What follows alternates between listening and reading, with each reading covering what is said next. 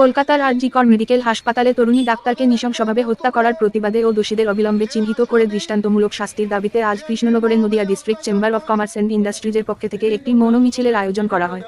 মিছিলে অংশগ্রহণ করেন Nadia district chamber of commerce and ইন্ডাস্ট্রিজের শতাধিক সদস্যবৃন্দ। এদিনের মৌন মিছিলটি শুরু হয় কৃষ্ণনগর গভর্নমেন্ট কলেজের মাঠ থেকে। শহরের বিভিন্ন রাস্তা ঘুরে মিছিলটি শেষ হয় কৃষ্ণনগর পোস্ট অফিস মোড়ে গিয়ে।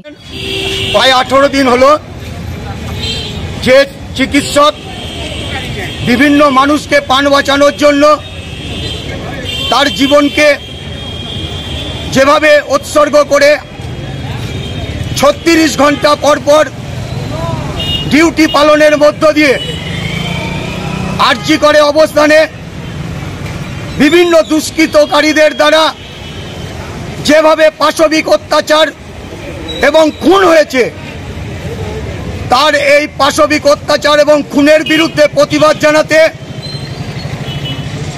সারা নদিয়া জেলার সর্ববৃহৎ ব্যবসায়ী সংগঠন, যেখানে আমাদের প্রায় 15 লক্ষ ব্যবসায়ী, সেই ব্যবসায়ী সংগঠন Nadia district chamber of commerce and industry সেই তিলোত্তমার যারা ধর্ষণকারী, তিলোত্তমার উপরে যারা পাশবিক অত্যাচার নামিয়ে এনেছেন, তাদেরকে উপযুক্ত শাস্তির দাবি জানিয়ে সেই ধর্ষকদেরকে আইডেন্টি করে সঠিক বিচারের মাধ্যমে এমনভাবে দৃষ্টান্তমূলক সাজা হতে হয় যাতে করে সারা ভারতবর্ষ নয় পৃথিবীর মানুষ জানতে পারে যে তিলোত্তমা যেভাবে পাশবিক অত্যাচার হয়েছে, আগামী দিনে যেন আর দ্বিতীয় তিলোত্তমা না হয়।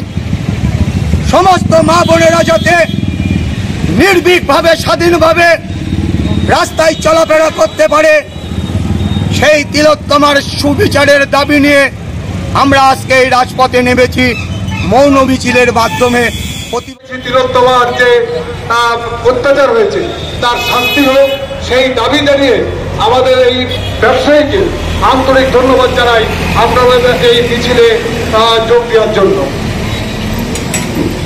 আমাদের মধ্যে বামুনপুকুর বাজার ব্যবসায়ী সমিতি, মায়াপুর ফুলরঘাট ব্যবসায়ী সমিতি, তৎসহ কৃষ্ণনগরের স্টাইল বাজার ব্যবসায়ী সংগঠন, বামদেব বাজার ব্যবসায়ী সমিতি, পোস্ট অফিস মোড় ব্যবসায়ী সমিতি, ভারতীয় স্বর্ণকার সঙ্গে যিনি নেতৃত্ব আছেন উত্তর শাখার সম্মানীয় পেলেদাকে অনুরোধ করব, তার সঙ্গে কৃষ্ণনগর সেলুন ব্যবসায়ী সমিতিও সংযুক্ত হয়েছেন।